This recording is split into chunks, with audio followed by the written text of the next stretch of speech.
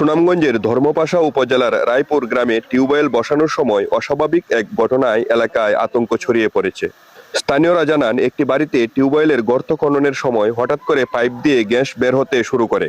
বিষয়টি বুঝতে পেরে কাজ বন্ধ করে দেন টিউবওয়েল বসানোর মিস্ত্রিরা বলছেন, এমন পরিস্থিতির মুখে তারা আগে কখনো পড়েনি এবং এই গ্যাস নির্গমনের বিষয়টি কিভাবে সমাধান করা যায় তা তাদের জানা নেই।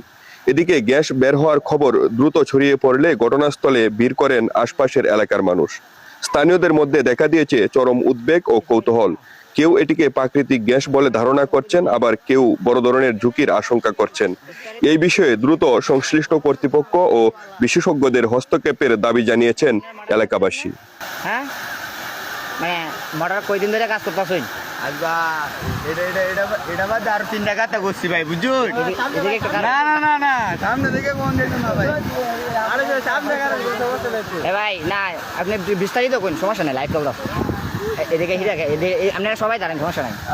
ভাই লাইভ হয়ে যাবে। ভাই এটা জীবনও কইছি না ভাই। আপনারা খালি কইবেন কয়দিন ধরে, আমি জিগাই আজকে 15 দিন ধরে কাটতেছি ভাই। আজকে 15 দিন। তো নিচে কি মোটর সারা হয়েছিল? মোটর সারা হয়েছিল, মোটর সারার পরে বুঝতে এটা লয়ে সুইচ দেওয়ার পরে এটা লয়ে উঠে গেছে। আমরা দুজন উপরে ছিলাম, ভাগ্যটা ভালো, আমরা আগিয়ে আর মধ্যে